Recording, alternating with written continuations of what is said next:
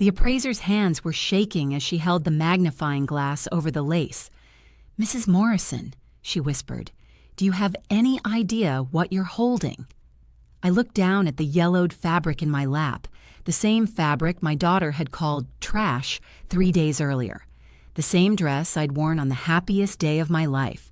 The same dress I'd found crumpled in a dumpster behind my own daughter's house. "It's my wedding dress," I said quietly. Or it was. She set down the magnifying glass and looked at me with something between awe and disbelief. "This isn't just a wedding dress. This is a 1959 original Priscilla of Boston. Do you understand what that means?" I didn't. Not yet, but I was about to. Based on the condition, the provenance, and the designer, we're looking at $15,000, possibly more at auction. The room started spinning. $15,000 in the dumpster. My wedding dress. My daughter. That's when I stopped crying and called my lawyer. My name is Ellen Morrison, and I'm 72 years old. I've lived in Westfield, Massachusetts my entire life. Born here, raised here, married here. I taught 3rd grade for 37 years at Lincoln Elementary. I have 2 children, 5 grandchildren, and until 3 months ago, I thought I had a family I could trust. I'm telling you this story not because I want sympathy, though Lord knows I've cried enough tears over it. I'm telling you this because I think there are other women out there, women my age, women who've spent their whole lives putting their families first, who need to hear it, who need to know that sometimes the people we love most are capable of things we never imagined, and that it's okay to stand up for yourself, even when it breaks your heart to do it. This story begins where so many of our stories begin, with love, with trust, and with the things we hold precious. My wedding dress wasn't just a dress. I know that sounds silly to say. Of course it wasn't just a dress. But I need you to understand what it meant to me. I married Robert Morrison on June 13, 1959.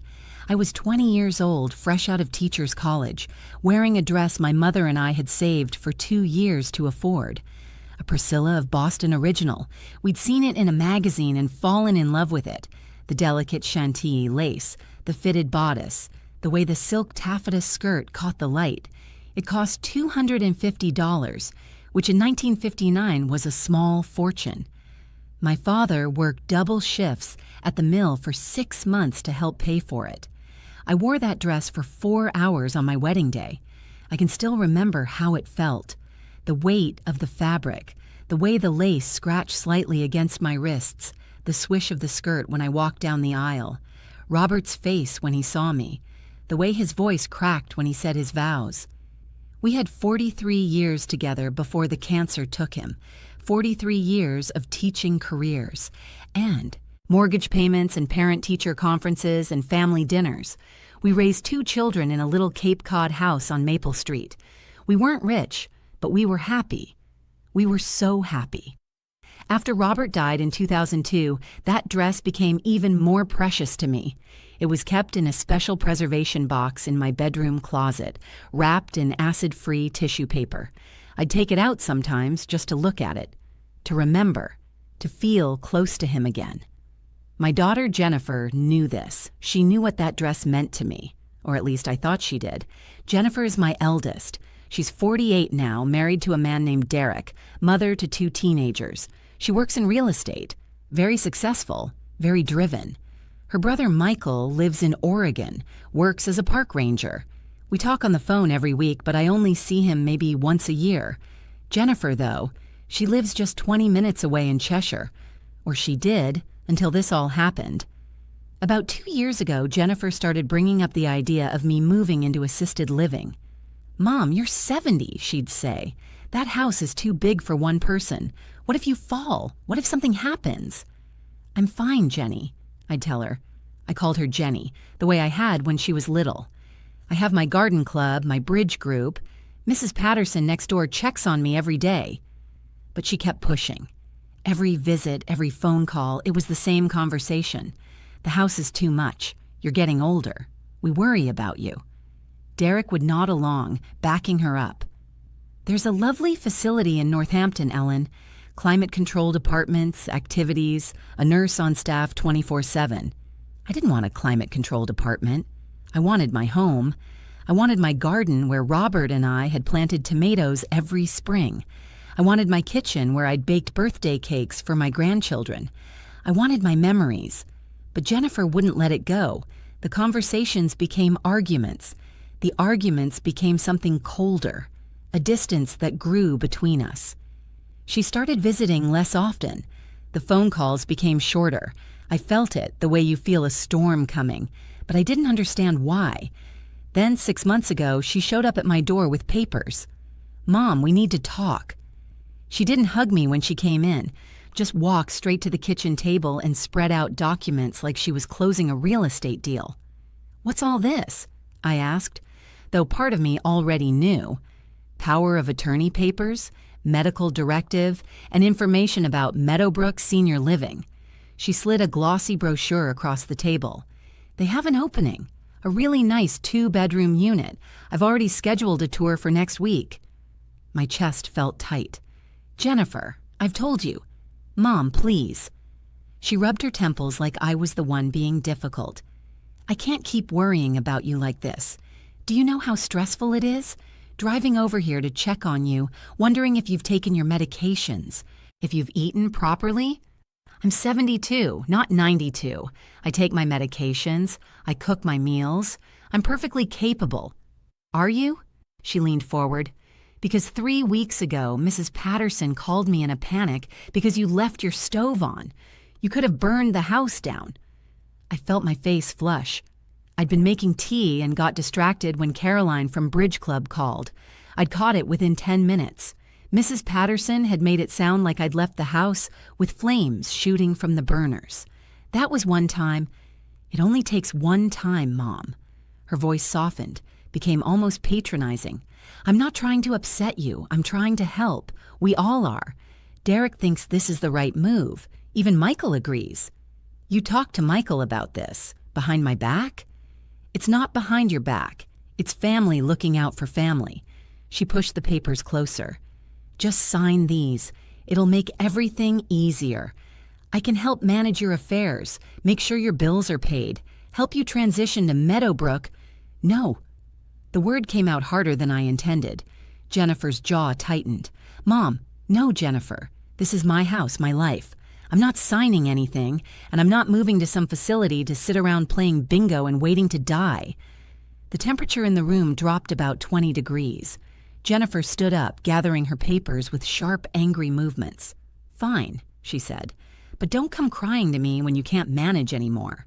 Don't expect me to drop everything when you fall down those stairs or forget to turn off the stove again or end up in the hospital because you're too stubborn to accept help." She left, didn't say goodbye, just walked out and got in her Mercedes and drove away. That was the last real conversation we had for months.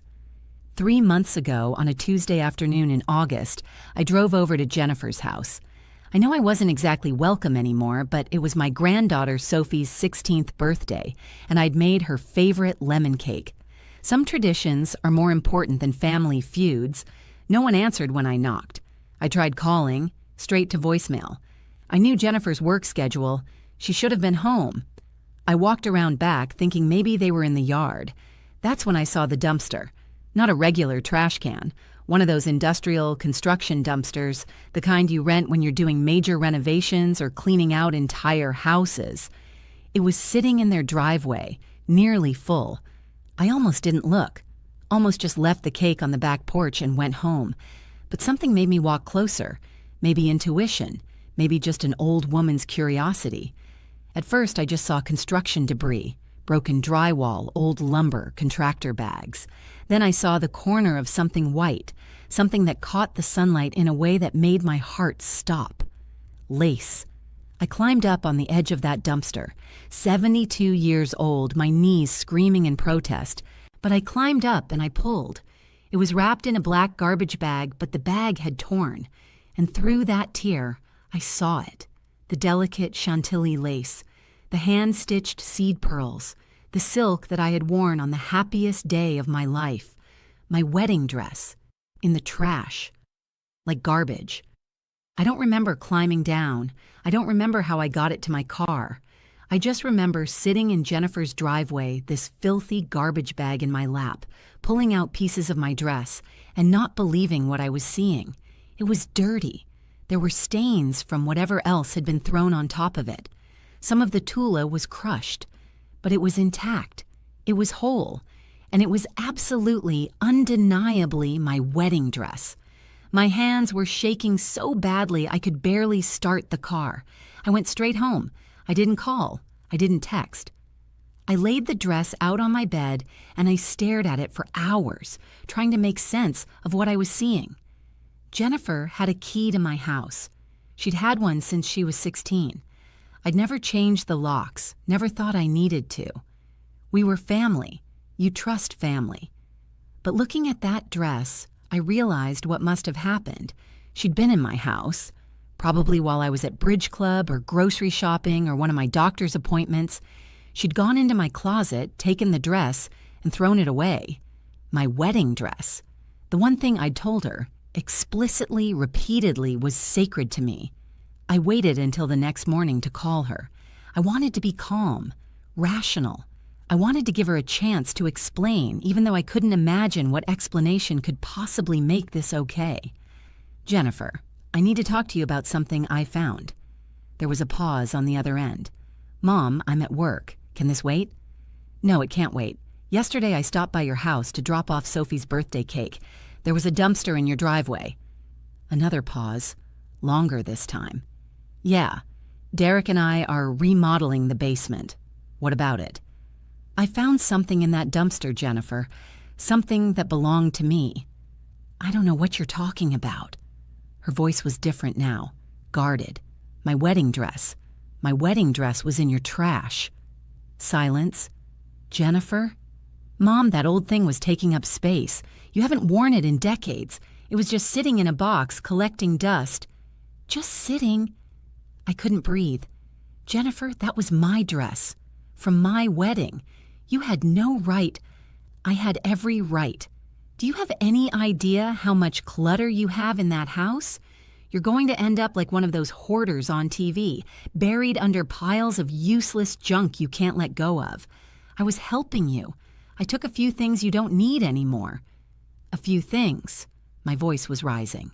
What else did you take, Jennifer? What else did you steal from my house and throw away? I didn't steal anything. And honestly, Mom, this reaction is exactly why we're worried about you, getting hysterical over some old fabric. It's not old fabric. It was my wedding dress. It was from my wedding to your father. It's just a dress, Mom. Dad's been dead for over 20 years. Maybe it's time you let go of some of these things and moved on with your life instead of living in a shrine to the past. I hung up on her, just pressed the button and ended the call. Then I sat on my bed next to that old fabric, and I cried harder than I'd cried since Robert's funeral. But here's the thing about being 72 years old. You don't have energy left for long crying sessions. Eventually, the tears dry up, and you're left with a choice. Curl up and let it destroy you, or stand up and do something about it. I chose to stand up. I didn't know anything about vintage clothing or appraisals or any of that. But I knew Sylvia Henderson from my bridge club had a daughter who worked at an antique shop in Northampton. I called Sylvia, got the number, and made an appointment. I have an old wedding dress, I told the woman on the phone, from 1959. I'd like to know if it has any value. She sounded skeptical. Most wedding dresses from that era aren't worth much unless they're designer pieces or in exceptional condition. It's a Priscilla of Boston, I said, and except for some dirt, it's in very good condition. Her tone changed immediately. Can you bring it in tomorrow? The shop was called Heritage Estate Services. Small place cluttered with furniture and artwork and jewelry in glass cases. The woman who met me was maybe 45, dressed professionally with glasses on a chain around her neck. I'm Diana Castellano, she said, shaking my hand. You must be Ellen. May I see the dress? I'd cleaned it as best I could at home, using gentle soap and distilled water like I'd learned from a YouTube video. It wasn't perfect, but it was better. I'd brought it in the original preservation box, wrapped carefully in tissue paper. Diana's eyes widened the moment she saw it. She pulled on white cotton gloves before touching it, lifting it carefully from the box. "My God," she whispered. "This is authentic. 1959, you said?" "June 1959. She examined every inch, the lace, the stitching, the construction, the label inside. She took photographs. She made notes. She pulled out reference books and compared details. The examination took over an hour. Finally, she set down her magnifying glass and looked at me with an expression I couldn't quite read. "Mrs. Morrison, do you have any idea what you're holding?" That's when she told me about the $15,000. I sat there in shock as she explained. Priscilla of Boston was one of the most prestigious bridal houses in America. Their dresses from the late 1950s, especially in this condition, were highly sought after by collectors and vintage enthusiasts. The Chantilly lace alone was worth thousands. That type of lace isn't made the same way anymore. The hand stitching, the construction techniques, the historical significance. If we were to consign this to a specialty auction house with proper documentation and provenance, I believe we could achieve $15,000 to $18,000, Diana said. Possibly more if the right buyer is interested. $15,000 in the dumpster. My daughter had thrown $15,000 in the trash and told me it was just old fabric. I drove home in a daze. $15,000. But it wasn't really about the money. It was about what the dress meant, what it represented. It was about Jennifer looking at something precious to me, something sacred, and seeing only trash to be discarded. That night, I couldn't sleep. I kept thinking about the conversation with Jennifer, about the things she'd said. I took a few things you don't need anymore. A few things. I got out of bed at 2 a.m. and I started looking, really looking, at my house, my belongings, my life, my mother's china, the set she'd gotten as a wedding gift that I'd inherited when she passed, that I'd promised to give to Jennifer someday. I kept it in the dining room hutch, only used it for special occasions.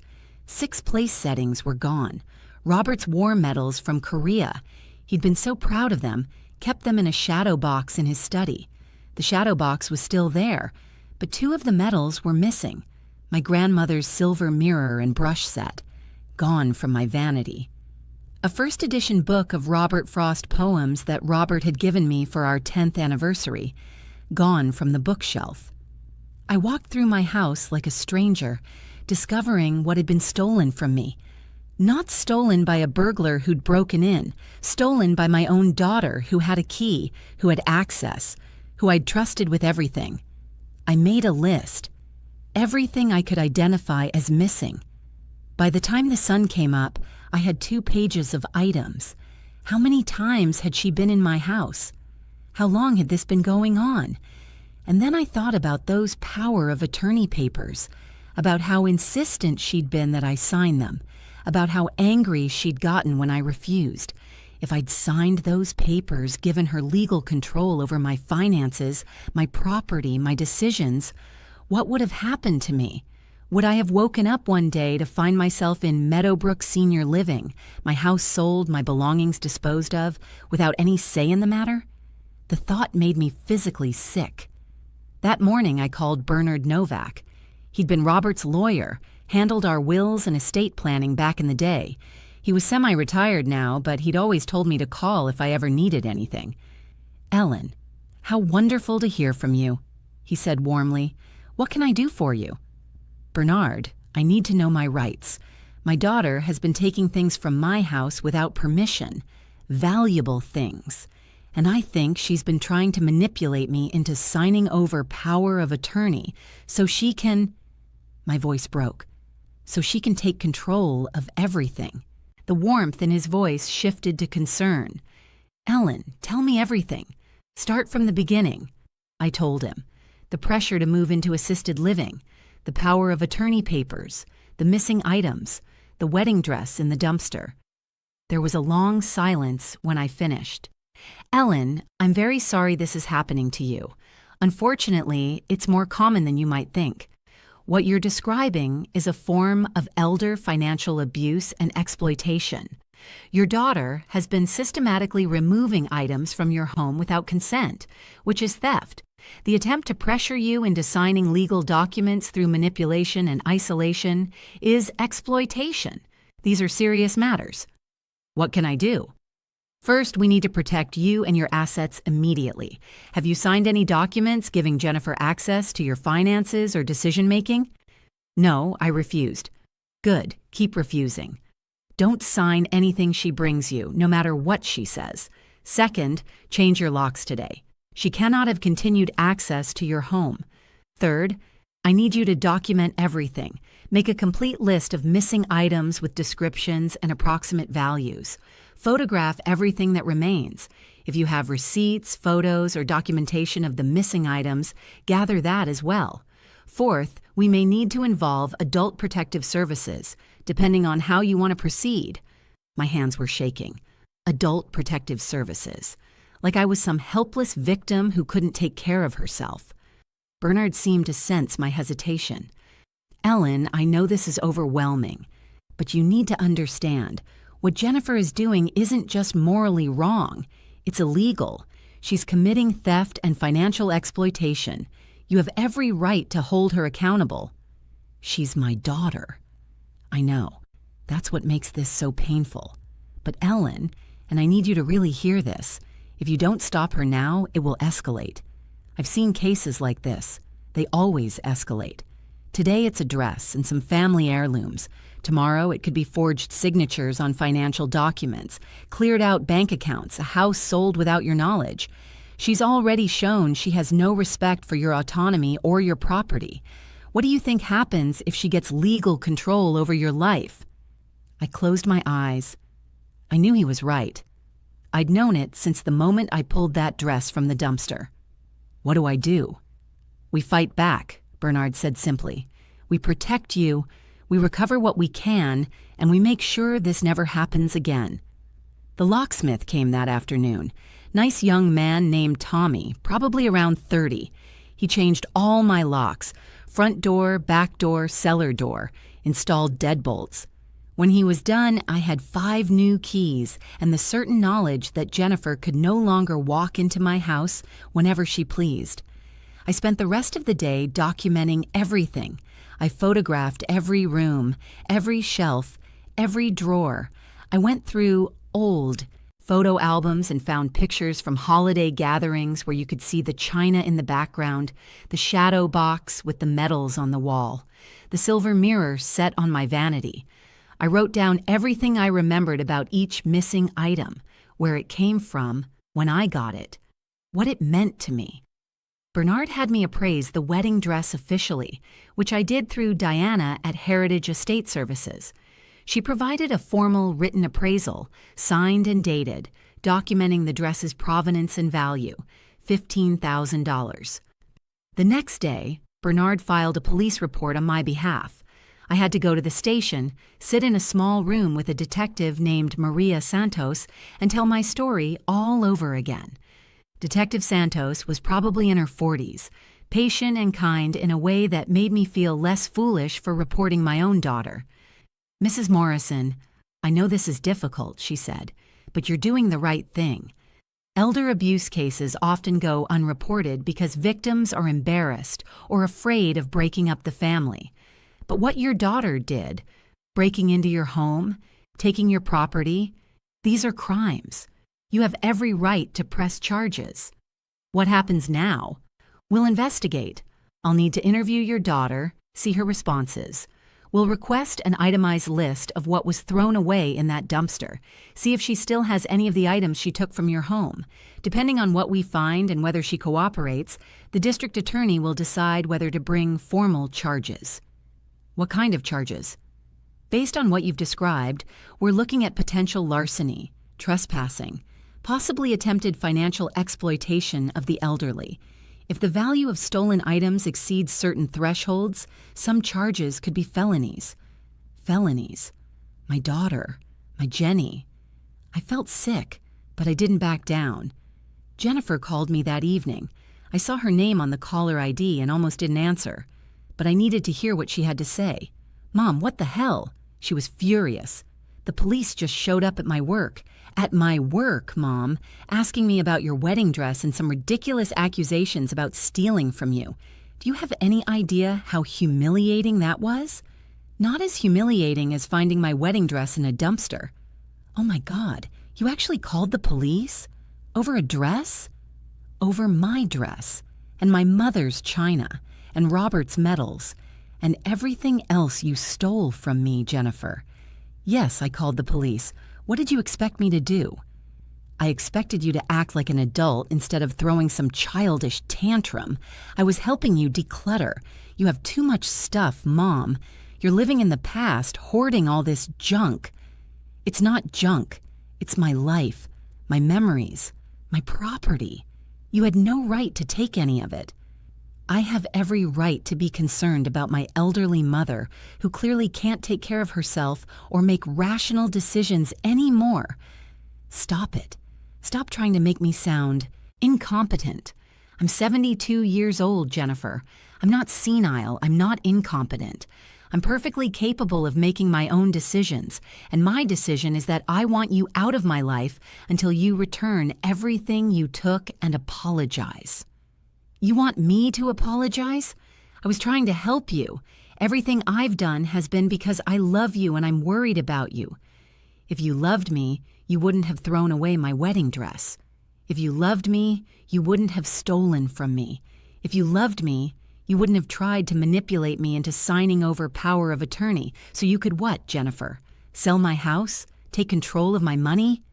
That's not, I never... She was sputtering now. I can't believe you're accusing me of this. After everything I've done for you, I've been the one taking care of you since Dad died, driving over there, checking on you, making sure you're okay. You mean breaking into my house and stealing things while I was out? I used my key, Mom. The key you gave me. I didn't break in anywhere. You don't have that key anymore. I changed the locks this morning. The silence on the other end was absolute. You changed the locks, she finally said, her voice cold. You changed the locks on me, your own daughter. You stole from me, your own mother. Fine, fine. If that's how you want to play this, then fine. Don't come crying to me when you end up falling and breaking your hip and there's no one there to help you. Don't call me when you run out of your medications or forget to pay your bills or need a ride to the doctor. You want to be independent? You want to be alone? Congratulations, Mom. You got your wish. She hung up. I sat there holding the phone, shaking, tears running down my face. But underneath the hurt and the betrayal, there was something else. Something hard and clear and certain. Relief. Detective Santos called me 3 days later. Mrs. Morrison, I wanted to update you on the investigation. We executed a search warrant at your daughter's home yesterday. My heart jumped. And? We recovered several items matching your descriptions. A set of china, some pieces of silver, books, photographs. They were in her basement storage, not disposed of. She's claiming they were gifts, that you gave them to her. I never gave her those things. I told her repeatedly that the china was being saved for her, but I never gave it to her. It was still in my house, in my hutch, until it wasn't. We also found receipts from an estate buyer for several items sold in the past 6 months. She received approximately $4,000 for various antiques and collectibles. She's claiming those were items she inherited from her father's estate. Robert left everything to me. Everything. I have the will, the probate documents. She didn't inherit anything except what I chose to give her. Can you send me copies of those documents? I'll have my lawyer send them today. One more thing. The wedding dress. She's admitting she took it and threw it away. Her statement is that she believed it was moldy and unsanitary, that she was concerned about your health, and that she disposed of it for your own safety. That's a lie. The dress was in a sealed preservation box. There was no mold. I know. We have the appraisal report showing the dress's condition. Mrs. Morrison, based on the evidence we've gathered, the DA's office is moving forward with charges. Your daughter will be formally charged with larceny over $200, a felony, as well as misdemeanor charges of trespassing and attempted financial exploitation of an elder. Felony charges against my daughter. What happens now? She'll be arraigned, probably next week. She'll be given the opportunity to enter a plea. If she pleads not guilty, there will be a trial. If she pleads guilty or accepts a plea bargain, we'll move to sentencing. The DA will be in touch with you about victim impact statements and restitution. After I hung up, I sat in my kitchen for a long time, looking at the empty space on the shelves where my mother's china used to be. This was real now. This wasn't just a family dispute or hurt feelings. My daughter was being charged with crimes. There would be a trial, possibly jail time, definitely a criminal record. Part of me wanted to take it all back, to call Detective Santos and say I'd made a mistake, that we'd worked it out, that I didn't want to press charges after all. But I didn't make that call. Because what Jennifer had done wasn't just about taking some things from my house, it was about control. About deciding that she knew better than I did what I needed, what I should keep, how I should live. It was about looking at my autonomy, my dignity, my right to make decisions about my own life, and deciding it didn't matter. And if I let that go, if I swept it under the rug for the sake of family harmony, I wasn't just forgiving her. I was telling her she was right. I was saying, yes, you can treat me this way. Yes, I am incapable. Yes, you should make decisions for me because I'm too old, too sentimental, too foolish to know what's good for me. I'd spent 72 years being kind, being understanding, putting other people's feelings before my own. Not this time. Jennifer took a plea deal. Her lawyer advised her that the evidence was overwhelming. The recovered items, the receipts, the appraiser's testimony about the dress, the paper trail of her attempts to pressure me into signing power of attorney. If it went to trial, she'd likely be convicted on all counts. She pleaded guilty to felony larceny and misdemeanor elder exploitation. The sentence was 2 years probation, 200 hours of community service, mandatory counseling, and full restitution. The judge ordered her to return all items still in her possession and to compensate me for the fair market value of items that had been sold or destroyed. That included the full appraised value of the Agatis wedding dress, $15,000. I stood in the courtroom when she was sentenced. She didn't look at me once. Her husband Derek sat beside her, stony-faced. My son Michael flew in from Oregon to be with me. He'd been appalled when I told him everything, said he'd had no idea Jennifer was pushing so hard for me to move, that she'd completely misrepresented my situation to him. "I thought you were struggling, Mom," he told me the night before the sentencing. "She made it sound like you were forgetting things constantly, leaving the stove on all the time, that you couldn't manage the house." I had no idea she was lying. "She wasn't lying," I said quietly. She was telling herself a story where she was the hero, saving her incompetent mother from herself.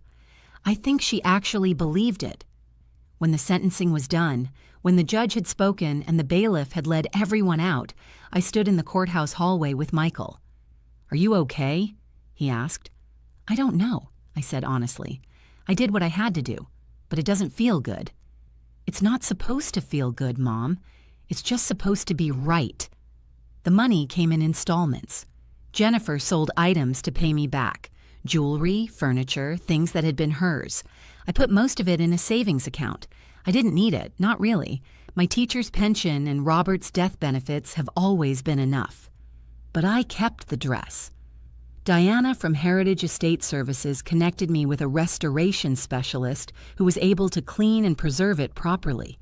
It's back in its preservation box now, back in my closet. I'll never wear it again. But it's mine. It's here. It's safe. I see my grandchildren sometimes. Sophie comes to visit on her own now that she can drive. She asks about what happened with her mom, and I try to be honest without turning her against Jennifer. My grandson, Jason, is still distant. He's angry with me for sending his mom to court, as he puts it. Maybe someday he'll understand.